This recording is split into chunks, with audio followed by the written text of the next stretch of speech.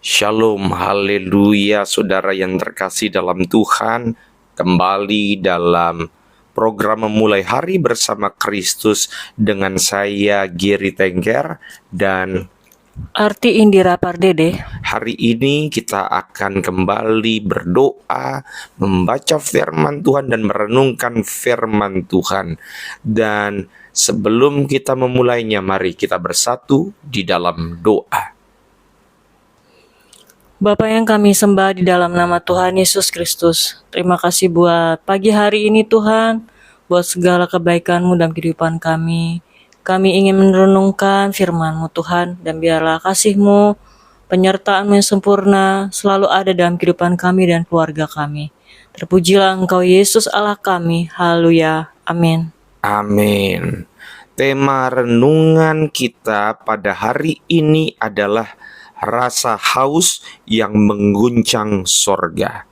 Dan kita akan baca dalam Keluaran pasal 17 ayat 1 sampai dengan ayat yang ke-7 nanti di masing-masing poin. Tetapi saudara, itu adalah kisah dengan perikop di Masa dan di Meriba ketika bangsa Israel ketika mereka sudah keluar dari tanah perjanjian, lalu tiba-tiba mereka mengeluh kepada Tuhan karena mereka haus. Lalu tiba-tiba Tuhan menyuruh Musa untuk memukul batu yang kemudian dari batu tersebut keluar air. Dan akhirnya bangsa Israel dapat minum.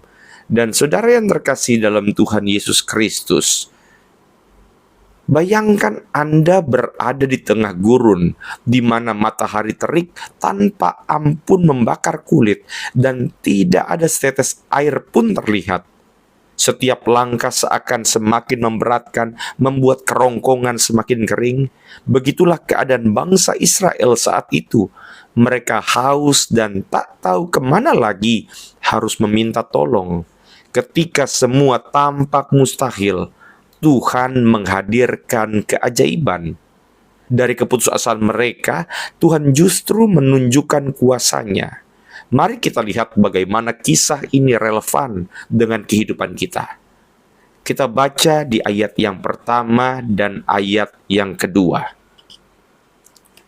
Di Masa dan di Meriba, Keluaran 17 ayat 1.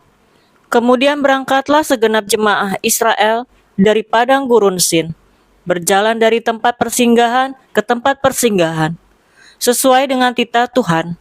Lalu berkemahlah mereka di Rafidim, tetapi di sana tidak ada air untuk diminum bangsa itu. Ayat yang kedua. Jadi, mulailah mereka itu bertengkar dengan Musa.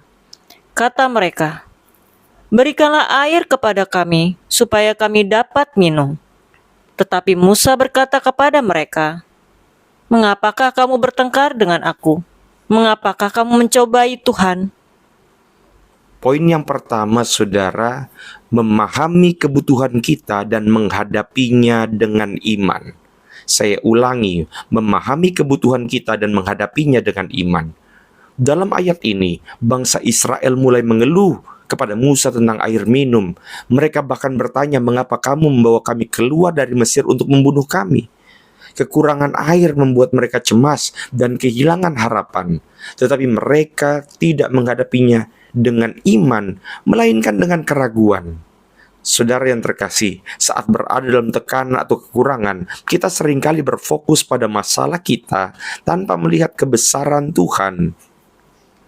Namun, Tuhan mengizinkan mereka merasakan kekurangan agar mereka belajar mengandalkannya. Hal ini mirip dengan kehidupan kita sekarang ketika kita menghadapi berbagai masalah seperti krisis dalam keuangan, masalah kesehatan, ataupun hubungan. Tuhan terkadang mengizinkan situasi sulit bukan untuk menghancurkan kita, tetapi untuk membangun iman kita. Itu sebabnya Yakobus 1 ayat yang ketiga dikatakan bahwa Karena kamu tahu bahwa ujian terhadap imanmu itu menghasilkan ketekunan. saudara, di balik setiap kebutuhan ada kesempatan bagi iman kita untuk bertumbuh. Poin yang kedua, coba kita perhatikan dalam ayat yang kelima dan keenam dari Keluaran pasal yang ke-17. Ayat kelima. Berfirmanlah Tuhan kepada Musa, berjalanlah di depan bangsa itu dan bawalah beserta engkau beberapa orang dari antara para tua-tua Israel. Bawalah juga di tanganmu tongkatmu yang kau pakai, memukul sungai Nil dan pergilah. Ayat yang keenam. Maka aku akan berdiri di sana di depanmu, di atas gunung batu di Horeb. Haruslah kau pukul gunung batu itu, dan dari dalamnya akan keluar air, sehingga bangsa itu dapat minum. Demikianlah diperbuat Musa di depan mata tua-tua Israel. Yang kedua, kita bisa pelajari adalah Tuhan menyediakan jawaban yang tidak terduga. Tuhan memerintahkan Musa untuk memukul batu di Horeb dan air akan keluar dari sana. Jawaban Tuhan seringkali datang dengan cara yang tidak kita duga, bahkan melalui sarana yang terlihat mustahil. Saudara, Tuhan memimpin Musa memukul batu sebagai sumber air. Hal yang terlihat tidak masuk akal. Kadang dalam hidup, pertolongan Tuhan datang dari tempat yang tidak kita harapkan atau melalui cara yang tak terbayangkan. Mungkin kita mencari solusi finansial, kesehatan, atau relasi di tempat-tempat yang logis menurut akal kita. Saudara, tapi Tuhan bisa memberi solusi dari arah yang tidak kita sangka-sangka. Tuhan mengingatkan kita bahwa Ia punya cara tersendiri untuk menolong kita. Kita baca dalam Yesaya 55 ayat 8-9. Sebab rancanganku bukanlah rancanganmu, dan jalanmu bukanlah jalanku. Saat jalan kita buntu, Tuhan sudah menyiapkan jalannya yang sempurna. Dan poin yang ketiga, saudara, kita lihat dalam Keluaran pasal 17 ayatnya yang ke-7. Dikatakan bahwa dinamailah tempat itu Masa dan Meribah, oleh karena orang Israel telah bertengkar dan oleh karena mereka telah mencobai Tuhan dengan mengatakan, adakah Tuhan di tengah-tengah kita atau tidak? Yang ketiga, kita pelajari bahwa menghadapi kekesalan dengan kepercayaan kepada Tuhan.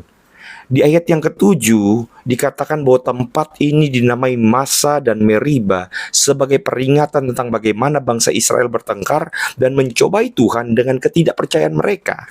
Mereka bertanya, adakah Tuhan di tengah-tengah kita atau tidak? Pertanyaan mereka ini kan menunjukkan kekesalan dan ketidakpercayaan yang besar. Dan uniknya kita seringkali mempertanyakan keberadaan Tuhan saat menghadapi masalah. Ketika hasil doa belum terlihat, mungkin kita bertanya dalam hati, apakah Tuhan benar-benar peduli? Namun Tuhan tidak pernah meninggalkan kita. Dia bahkan memberikan tanda kasih setianya di tengah situasi yang sulit. Belajar dari bangsa Israel, kita harus melatih diri untuk tetap percaya bahkan saat tampaknya seakan-akan Tuhan diam. Dan dalam proses inilah iman kita diuji dan dimurnikan. 1 Petrus 5 ayat 7. Serahkanlah segala kekhawatiranmu kepadanya, sebab Ia yang memelihara kamu. Kepercayaan adalah kunci untuk bertahan saat keadaan menguji kesabaran kita. Saudara, melalui kisah ini, kita diingatkan bahwa Tuhan senantiasa selalu hadir, bahkan dalam kehausan, dalam kekurangan, dan dalam keraguan kita. Percayalah saudara, karena Tuhan dapat mengubah keputusasaan menjadi keajaiban. Mari kita bersatu di dalam doa. Tuhan Yesus yang baik, terima kasih buat firman-Mu. Biarlah hidup kami Tuhan terus berharap dan percaya akan setiap pertolongan-Mu dan janji-janji-Mu. Biarlah kami terus beriman dan penuh pengharapan di dalam kuat kuasa Roh Kudus-Mu. Tuntunlah hari-hari kami Tuhan, dan biarlah kami hidup sesuai dengan rencana-rencana-Mu, bukan rencana-rencana kami. Terima kasih Tuhan buat suami kami istri kami, anak-anak kami, bahkan seluruh keluarga besar kami. Pimpinlah kami semua dengan kasih dan kuasa-Mu, dan biar kami boleh berjalan dengan tuntunan Roh Kudus-Mu. Terima kasih Tuhan Yesus yang baik. Terpujilah Engkau, Allah Bapa di dalam kerajaan surga. Haleluya. Amin. Amin. Puji Tuhan, kita sudah berdoa, merenungkan, membaca firman Tuhan. Kita percaya bahwa segala aktivitas kita selama kita memulainya bersama Kristus, maka selalu ada perlindungan Tuhan yang sempurna. Dan selalu ingat saudara, maju terus dalam iman dan jangan lupa untuk memulai harimu bersama Kristus. Saya Gary Tengker. Dan saya Arti Indira Pardede. Tuhan Yesus memberkati. Shalom.